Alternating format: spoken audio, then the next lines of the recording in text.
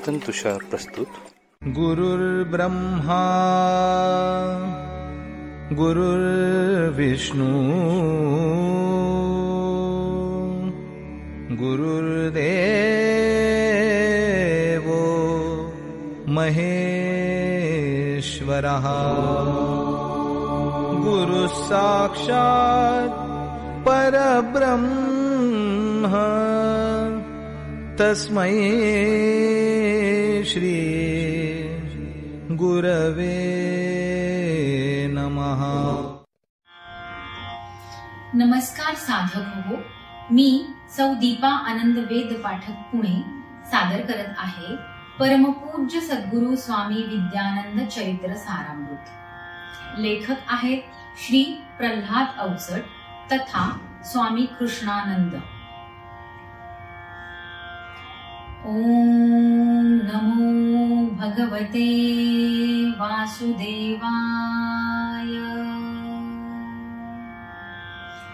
ओम सद्गुरु विद्यानंदाय नमः.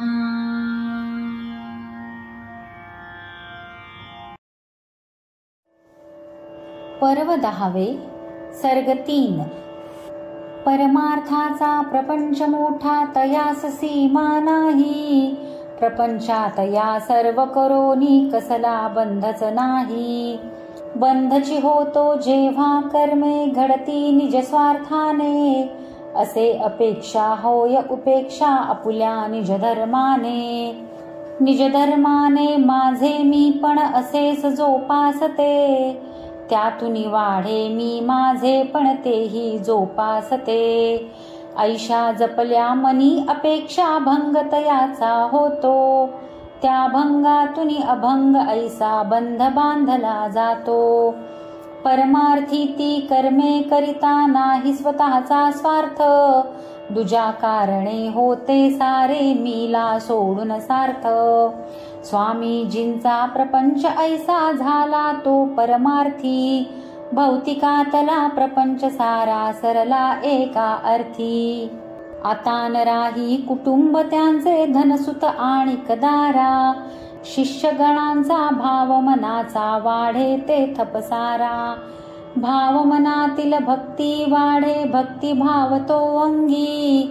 मनांच्या विचारात त्या स्वामी दिसती रंगी. अनुग्रहाचा आग्रह धरुनी अनोळखी ते येती. शिष्य होऊनी सेवा करती ओळखीचे ते होती.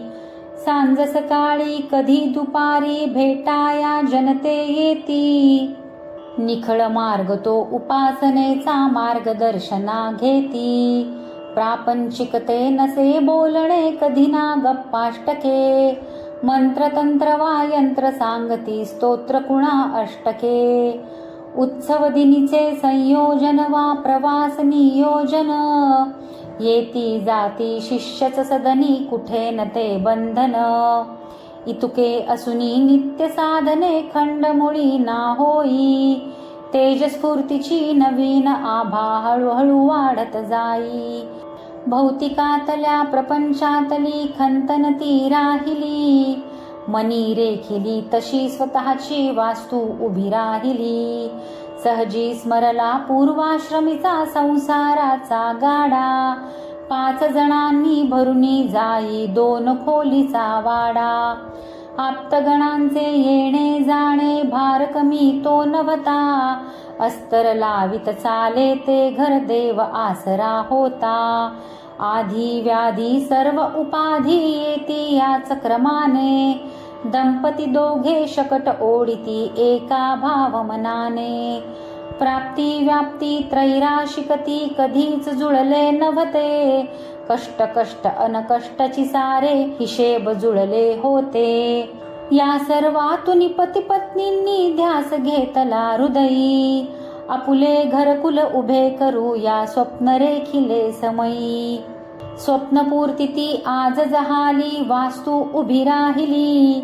मुले सुना सहनातवंडे ही आनंदित ती झाली. योग असा की शिष्य एक तो स्वामी पुढती आला. ठेका घेऊन घर बांधा या कार्या तत्पर झाला. षण्मासामधि तये उभविली सुंदर ऐशी वास्तू. वासुदेवता प्रसन्न वदली स्वस्ती अस्तु अस्तु. नववास्तु ही गुरु कृपाती मानुनी तिधले नाम.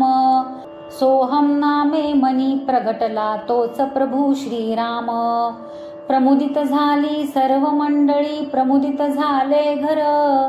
शिष्य भाव तो पाहुनी गुरुचे भरले ते अंतर. आगत स्वागत सकल जनांचे स्वामी आदरे करीती. स्वरूप गुरुचे जनी पाहता नयनी ये भरती. सोहम भुवन ही आता जहाले स्वामींचे स्वगृह. स्वगृह नाही भौतिकातले निवासी सदनगृह. भौतिकतेच्या कक्षा साऱ्या ओलांडून जो जातो.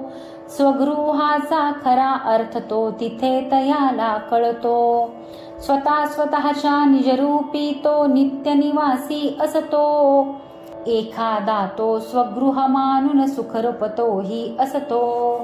तसेच स्वामी झाले सुखरूप सोहम भुवनी आता. सिद्ध कराया सोहम स्वरूपा विनवित्या हनुमंता. वायुनंदना श्री हनुमंता तूच ही सोहम सिद्धा. उन्नत करीतू शिष्य साधका नामे याच प्रसिद्धा. स्वामी हृदयी हनुमंताचे प्रेम असे वाढले. रूप अंतरी समजून येता सहजे मन ओढले. हात धरोनी मला चालवी म्हणती श्रीरामाला. चिंतन होवो तुझेच म्हणती स्वामी हनुमंताला. राम भक्तीचा ओतीव पुतळा मूर्तिमंत हनुमंत. रुद्रावतारी जितेंद्रिय तो बुद्धिमंत हनुमंत. कर्म करीतसे भाव भक्तीने अंतरी तोही ज्ञानी. चिरंजीव तो चैतन्याचा आत्मशक्ती त्या स्थानी. श्रेष्ठ अशा या हनुमंताची प्रतिष्ठापना करीती. स्मरुनी समर्था उपासनेचे दैवत अधिष्ठिती. ऐशारी ते सोहम वास्तु सोहम मैती झाली. सोहम सिद्ध ही सोहमोद्धारक सोहम ध्वनिती झाली. साल 86 चौथा महिना दिनांक तोही 4. स्वामी झाले प्रवेश करते नवगृहिते साचार. पर्व 10 सर्ग 3 समाप्त.